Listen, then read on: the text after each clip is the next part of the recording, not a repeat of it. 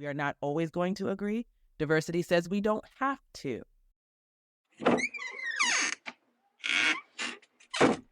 Well, welcome to Exude Human Capital Consulting's Hold On, Let Me Close My Door, the podcast that brings real stories from real professionals with real solutions to you. Join us as we navigate the ever-changing workplace with Allison DeFlorio, co-founder and managing partner of Exude Human Capital, and special guest. Today's topic, we're talking about why it's become so difficult to have conversations around diversity, equity, inclusion, and belongingness, and why these conversations, rather than being encouraging conversations, can discourage progress and can discourage an exchange of ideas in a respectful and productive manner. So I'm so excited to have Doug May back as a co-host for today's episode. Hi, Doug. Hi, Allison. How are you? Good. I'm so glad that you're back from your vacation and able to do this with us today. And I know, Doug, you're a consultant with Exude. You do a lot of work in this space, and you've been in this space for a long time. So I'm curious to just ask you, has it changed? Do you think what's going on with the climate, and why has it become more challenging from your perspective? Well, it's interesting because I started in this 20 years ago. More than 20 years ago, if I think about it. I started in 2000, and diversity training and diversity and inclusion was much different than it is now. It's changed a lot. And we started out where it was primarily, I guess the best way to think about it, and I know Chisa can talk about this as well, is that we kind of put people into boxes a little bit and talked a lot about how different folks want to be treated. And it was just a different environment then. We've come a long way. We're looking at things like being an ally, on unconscious bias, and all different ways of looking at diversity, not just based on the categories that you typically hear, but categories of how people think, where they're from. And it's just not, it's a whole bunch of different categories. But it seems like to me, over the last few years, there's been sort of a backlash that really has made certain groups of individuals feel like they're being left out of the picture. So I've had a lot of clients that I've talked to about diversity, and we've done a lot of training, also through Exude and through other areas other companies that I've worked with. And I think it's become a little bit more difficult for leadership to know exactly what they're supposed to say and what they're supposed to do to move DEIB forward. Yeah, I think that's well said, Doug. And, I am so excited to have as our guest today Chisa Miller. Chisa is another fantastic DEIB professional, an amazing facilitator, and such an interesting person. Chisa, welcome to Hold On, Let Me Close My Door. Hello. Thank you for having me. We're so grateful that you're taking time to share your experience and your wisdom with our listeners. And I would love for them to learn a little bit more about you and your background and how you came into this space and are doing the work that you do. Oh gosh. Well, my journey started really, my DEIB journey started kind of in 2003. I'm a Jersey girl, born and raised Jersey girl. And my parents went on vacation to Vegas and came home and were like, we bought a house and we're moving to Vegas. And I was like, no, you're moving to Vegas. I am not going anywhere. But I ended up going, and it was really, really a blessing.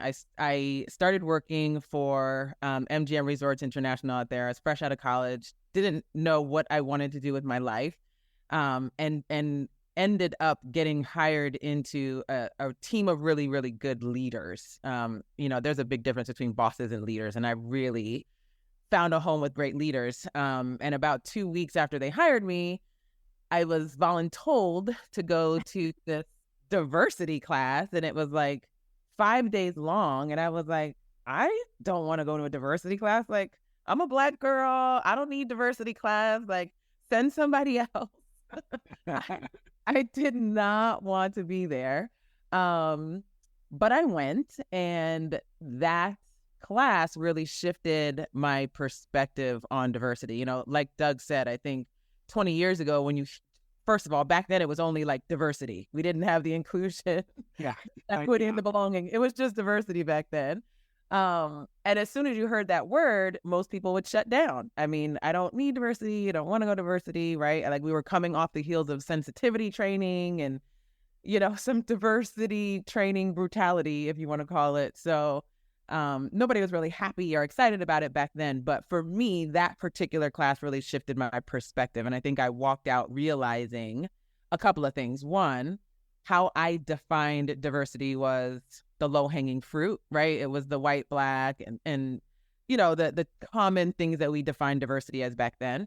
So it shifted my perspective on that. And it also, I remember sitting there on the last day thinking, this is what I want to do. Like, this is what I'm going to do. This is what I want to do. At the time, I was, working at MGM. When I left MGM, I was, director of casino operations. Loved that. And I've got all kinds of Vegas insider tips for anybody who wants them. But I don't miss, I don't really miss the gaming world. But I'm grateful to it for exposing me to this world of DEI and B. And it has shifted and evolved tremendously over the past, I don't know, it's been about 17 years now that I've been doing it full time. So I'm still loving it.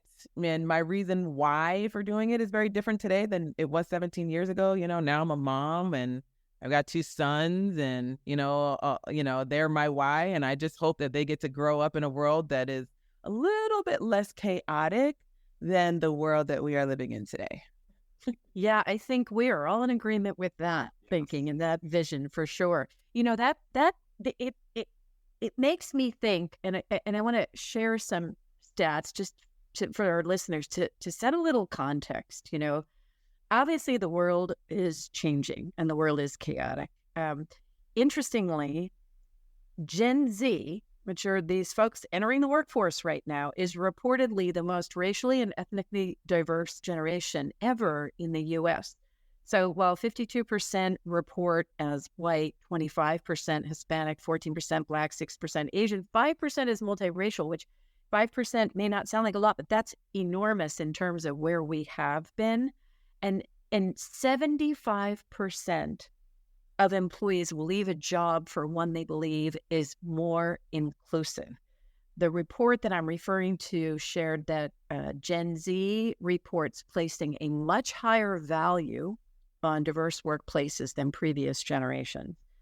So you couple that with everything else that falls under the chaos over the last 4 years that we're hearing about constantly, and it's a different world that we're operating in, right? So, Chisa, what's going on in the DEIB space today?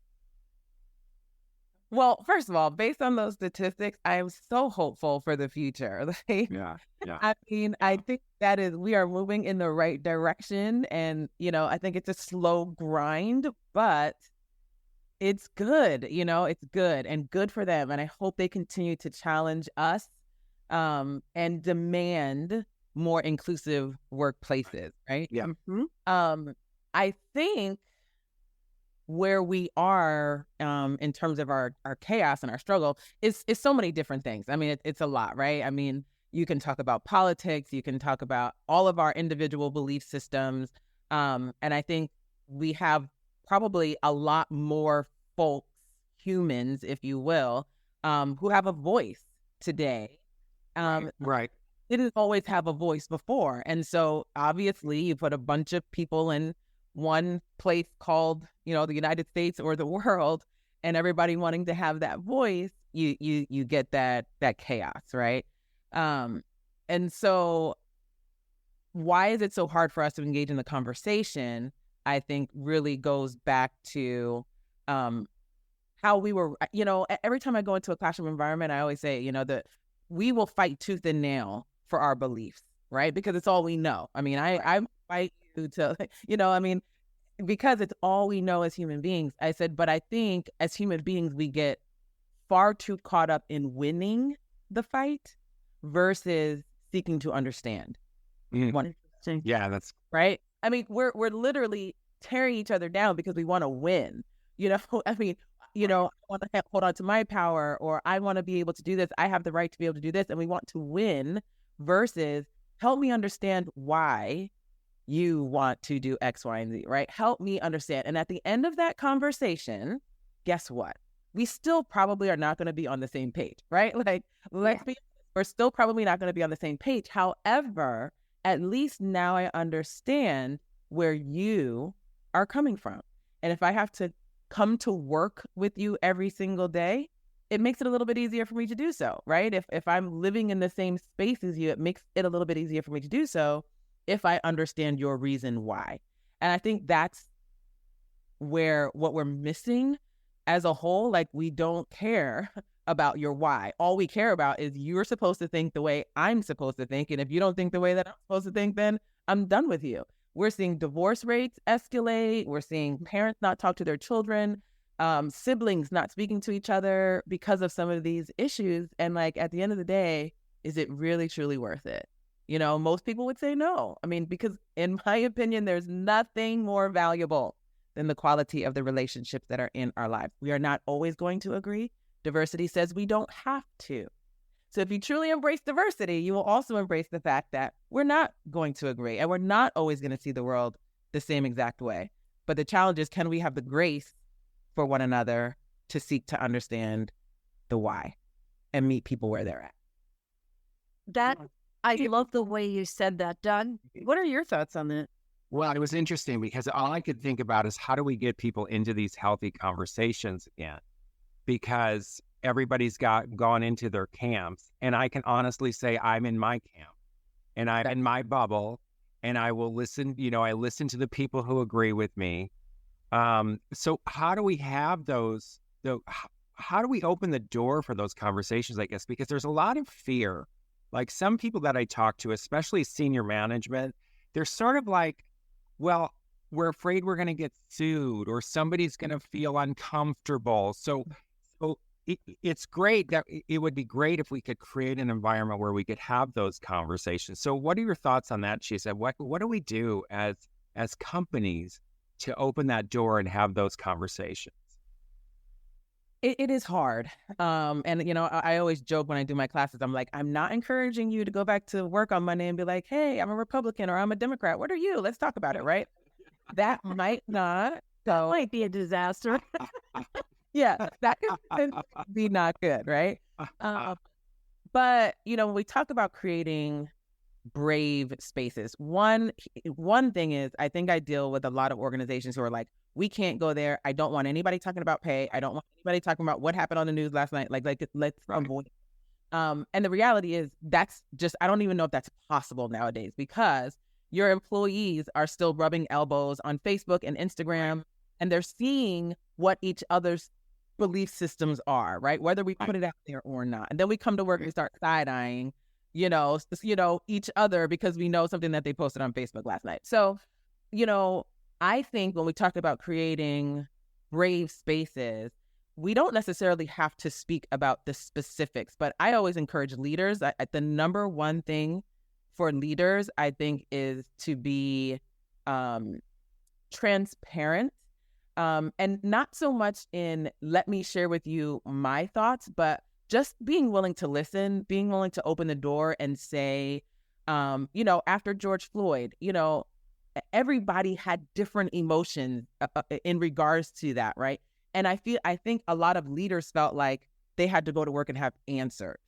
And no, like, you don't have to have answers. And 9 times out of 10, you won't. And even your specific answer will not land the same way with every single one of the team members, right? It's okay not to have the answers. And it's even more courageous to say, I don't have the answers, but I'm here to learn. Right? Like, I might have a perspective, and if you want to hear my perspective, I'm willing to share that, because that is a part of transparency. But in my sharing my perspective, I also have this hunger to see it through the lens of someone else, right? Like, as a Black woman, I had certain feelings after George Floyd happened. But you know what? I'm also the daughter of a police officer. which put me in a really hard space because as soon as everything started hitting the fan, I felt like I had to choose. Am I Black or am I pro-Black or am I pro-cop, right? And it was like this battle. And so I think, but however, if I were to show up at work, people saw a Black girl.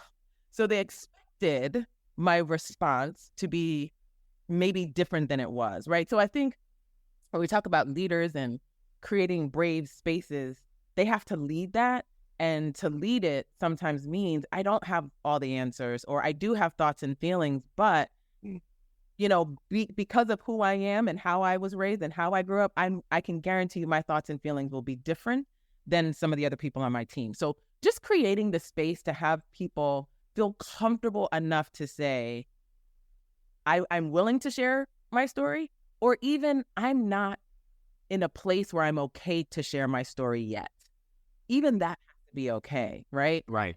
So I think as leaders, we just have to kind of give ourselves some grace and say, I don't have all the answers, and be prepared. Like, as a leader leading teams today, oh my gosh, like weekly, there's going to be something on the news, right? We had the Dollar General shooting in Jacksonville, and here in Florida, which is where I live, there's always something going on in the news, right? So people are coming to work every single day heavy about these issues that fall into the DEIB bucket, right? And so as leaders, we can ignore the fact that these things are going on, or we can create the space to say, hey, I'm available if you need me.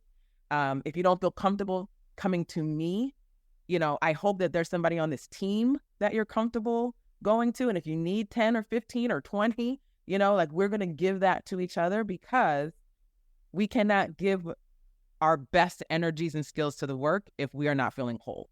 So I mean, I just think embracing that, I think we have a lot of leaders who are still hiding from it. Sure. Having the courage to say, I don't have all the answers. Nobody does, right? I mean, I've been doing this for 17 years. I wish I had more answers, Me too. but just engaging in the conversation and the dialogue. Oh my gosh, like I've learned so much just in the conversation, right? Can the conversation go sideways? Yes, it certainly can. And I think, there is some value to, leaders understanding the art of facilitation to some degree. If we're going to engage in these conversations, right, there should be some guidelines. We can disagree, but it has to be done with respect, right? I mean, the intent of this conversation is for us to seek to understand, not to win, not to tear each other down, right? And I think the icing or the cherry on top is just to know we're going to walk away from this without closure. But that's okay, right? Like, we're not looking for agreement. We're not looking for necessary closure. We'll still probably walk away without any closure. However, hopefully in what is discussed, it might create paradigm shifts. Right.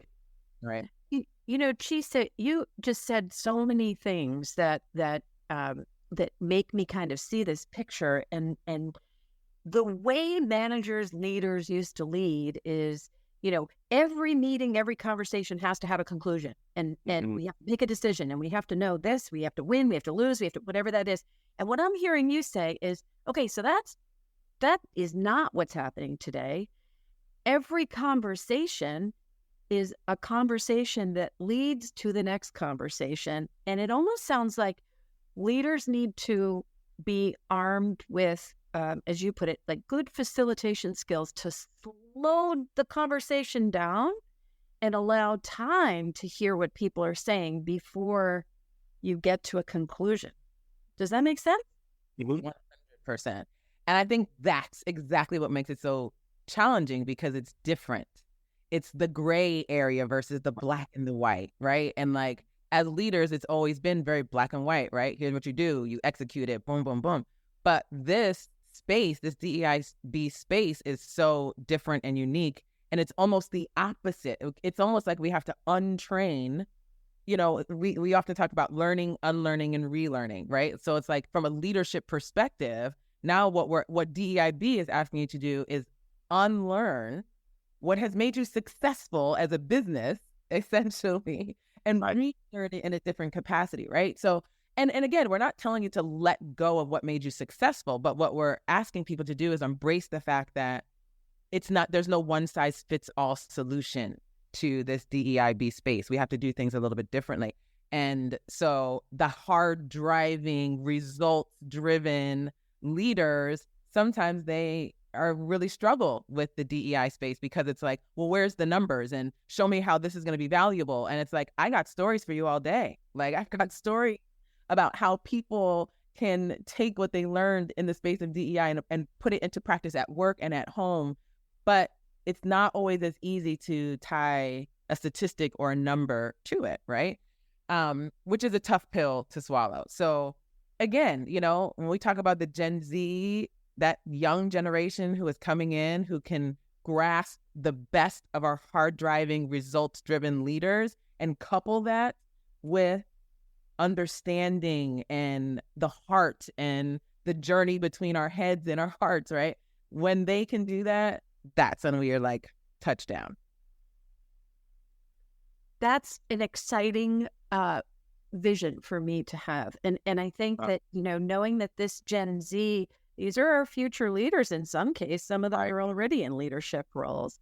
I know, Doug, you've seen this play out and you've done a lot of facilitation in groups. What can you share with our audience around what are a couple of things leaders can do to slow the conversation down, to allow the space for opinions? And Chisa, you said it, with the safety of knowing we don't have to make a decision today. We are simply having a conversation, and what you think may be different from what I think, but what we both think is important. Well, I think a lot of what Chista was talking about was nuance. And I think we've lost the ability to look at things from a nuanced point of view. And that, and part of that is that they're always, and I agree with her about always the answer, but one of the things that I talk a lot about in leadership training is that you're working with a complete human being.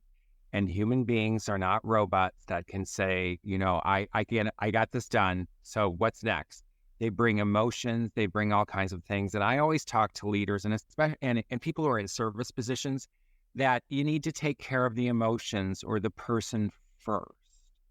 And how you do that is if somebody's having a bad day or something happened on their way into work, you need to handle that first as a leader. And I think sometimes we think, well, just buck up, suck it up, and just go ahead and get to work. So, and with diversity and how we look at this next generation that's coming up, there's a lot of pressures on them. And that it's a different world than what we had, because I'm a boomer. And, I always hear, okay, boomer from the millennials, so I had to work really hard and I walked, 50 miles in the snow to go to school and all that crap. And it's like, but look, but I've learned a lot in my boomerism from millennials that told me that, you know what, we got to treat each other like people. And I think that we sometimes miss that because you hear that because a lot of effective leaders throughout history or in careers have been rewarded for getting things done. It didn't matter how they got it done. It didn't matter that their team members didn't like them or they had massive amounts of turnover because people were like, God, I don't want to work for that person. So I think it's really we're looking at how do we manage the personal piece as well. And most people don't think that they have to, but when you're a leader, you're sometimes like a parent and you've got to manage that personal piece too. So it was interesting this weekend. I was talking a little bit about you, both of you with us before we started that Alicia Menendez on MSNBC has a show called American Voices, and she was interviewing an author who used to work for the Obama administration. Her name is Alejandra Campaveri. She wrote a book called First Gen, and it was about first generation college students from families that were immigrants typically, and how they all were brought. They're sort of the first line of these folks who are going to go out into the workforce and get degrees. And her message was very interesting. She first of all said that 1/3 of all college students are first gen. So you're looking at and typically first gen students have had a whole support system that got them to where they are. So it could be parents who are immigrants and then other family members. And what she talked about was the challenges that these folks had coming into college, first of all, and then with the workplace. And it was financial challenges, it was mental health challenges. How do I fit in? And she said, one of the biggest things that a lot of these first gen folks feel is they feel isolated because there's not other people like them in a lot of situations that are dealing with all of these new issues. So it was just very interesting to me that so if we're looking at that next phase of people who are coming in, they're bringing all of that promise as well as expectations along with them. So it's really something that we're going to have to deal with as leaders. And one thing that she said that I thought was really cool was that we currently have this one-dimensional narrative of what it means to achieve the American dream. And I think it goes back to what Chisa talked about, is that we feel like we'll do anything to protect our camp, but there's many ways of doing what we need to do to achieve success. So it was just really interesting to me. So I just thought I'd add that in because if you think about Gen Z and the folks that are coming up now, they have a lot more pressure on them than we realize to be successful. So, yeah. And, Chisa, you used the term heavy. You said, there's a lot that you hear on the news. Every day there's something happening to a group of people that is just sad and horrific. And that wears on someone's emotional state. So, we used to say back in the day, back when Doug was a boomer, used to say, leave it at the door. Leave it at the door, yeah. Leave it at the door and show up and put your happy face on, you're here to work. You're not here to be a person. What do you say to leaders on what tips do you have for them on how they can change that paradigm, acknowledge the heaviness and help people feel validated so that they can be their best self at work, whatever that means that day? Yeah. A big part of it is to let go of that old school, leave your stuff at the door, right? Like I often say like that mentality created the generation of like the Enrons and the Arthur Ashe, right? Like all the greed and corruption because it just wasn't human, right? Like you came to work and you saw machines and robots and people who are pumping out the work. Today, you just can't do that. I mean, I think that I absolutely think there are companies who are still that way, but they are going to bleed good people very fast as the world continues to change. So they have a choice. They can make the change or the world will make the change for them. They will become irrelevant, right? Like I often use the example of Borders bookstore. Where's Borders bookstore today? They're gone. Why? Because they were unable to shift or change quick enough, right? So companies have to look. The smartest thing for companies to do right now is to be looking at demographics in their areas, right? Generations. I mean, you'd be surprised at how many organizations I go into and we talk about Gen Zs and they're like, oh, like they're in the workplace now? Yeah, they're coming and they're coming really quickly. And you should know what as an organization you can do to retain the best of them, or you're going to get the rest of the worst, right? And like, what's the rest of the worst, right? So I all organizations should be looking ahead and saying, what is my workforce going to look like in 5 years, 10 years, 15 years? And what are the changes that need to happen? That's why today we have companies like the Googles and the Zappos. They have meditation rooms because they know from statistics that our brains, adult brains, can only retain, a certain amount of information for a certain amount of time, right? It's like 10 to 15 minutes. And yet we put adults in work environments for 8, 9, 10 hours a day and expect them to operate at in peak performance. It just doesn't happen, right? We know that it does not happen. And yet we're still operating off of a system that was created way before we had this type of information at our fingertips, right? So, I mean, I think organizations need to do that, look into the future. What are we going to change? If the majority of our workforce is going to be Gen Z, then what do we need to implement now so that we can retain those Gen Zs? Because listen, think about how quickly a Gen Z will job hop versus a boomer, right?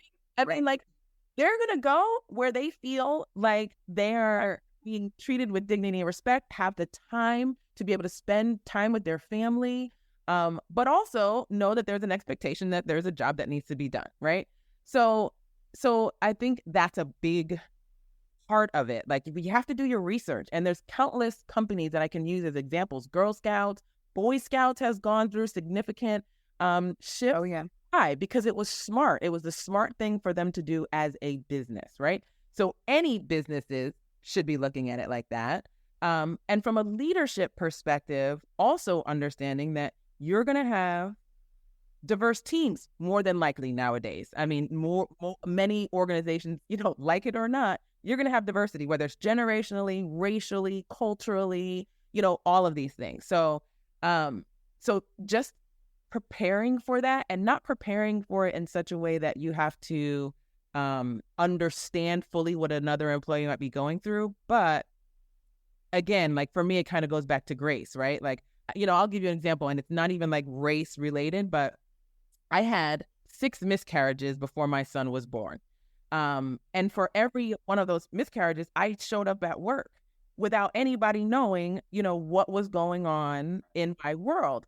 And so, like, as a leader, I think to create spaces where somebody who was in my shoes can come to work and speak to a man, because for me, it was always a man, which made it a little bit more uncomfortable because I didn't think that they would really understand what I was going through, right?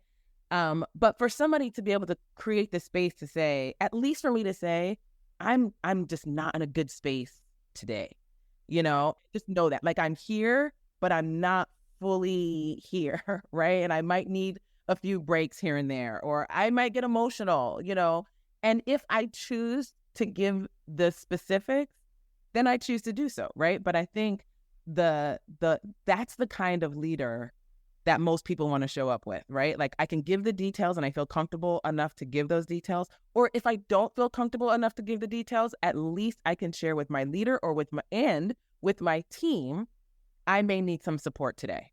I may need some support this week. It could be a death in a family. It could be going through a divorce. It could be a child who, is sick. I mean, we just don't know what people are going through. And I think a lot of times people don't correlate, like, what I'm just talking about with DEIB. But to me, this is what we're talking about, right? Like, people are going through different things. Life is throwing things at us constantly. If you have a more aging workforce, they may be caring for their parents. How do we help them accommodate, those things? So if you have that old school mindset, leave your stuff at the door, good luck with that. Good luck with that, because we're showing up with miscarriages and losing parents or caring for parents, and you don't just leave that at the door. You don't. And I think a lot of times the greatest leaders have experienced those things. Therefore, they create those spaces a little bit easier. But if we're talking about the future, we're talking about potential Gen Zers being in these positions of leadership, now we got to ask ourselves, without the life experience, how can we prepare these young leaders to have empathy, to create these brave spaces, right? And so because they have grown up in a much more diverse environment, I think that they're probably a little more, willing to embrace that reality versus, the older generations. But I mean, I think it's really just that simple. And I think part of the challenge is, historically, a lot of leaders were kind of cold-hearted, cut off, Right. And that is just that is just not acceptable anymore. And if that is where you are, you will lose some really, really good people. I remember back in the day, you didn't talk about your feelings at work as a leader. You don't talk about how you feel about a particular decision. That was just kind of an off-limit topic. And you're absolutely right. I mean, we have shifted as a world. A lot has happened, and we're different today. And I think what I'm hearing both of you say is, as leaders, we have to, ask the question, hey, how are you doing today, Chisa? Or how are you doing today, Doug? And really mean it, instead of saying, oh yeah, okay, so let's just talk about the report that's due. That's not going to happen anymore, because what is the saying? And I always butcher these sayings, I don't care what you know until you until you know how much. Yeah, how much I care. Yeah. Yes. And I think that really is a basic concept that would help leaders go far in terms of their conversations with staff members. Okay, so this is, you said so many amazing things. If we can sum it up in like 3 things that leaders can do to show up to these conversations around DEIB, or prepare themselves for these conversations around DEIB differently, what would those 3 tips be? I would say 1, transparency, like I said earlier, right? Like just being honest and raw. Like there's nothing wrong with, let's say a white male VP saying, hey, I'm a white male, here's my experience, and I can tell you right now, there's a lot of experiences that I am unfamiliar with, right? But I would love to open the door to learn, right? Like I want to learn more, things like that. So just that transparency, coupled with that, I would also say it's okay. Again, traditionally, it wasn't okay to show emotion, but there have been some really emotional things that have happened in society as of late. And so it's okay to be emotional, right? Like no matter what your title or rank is, because emotion shows that you are human. And so that's okay, right? So I would say transparency. I'd also say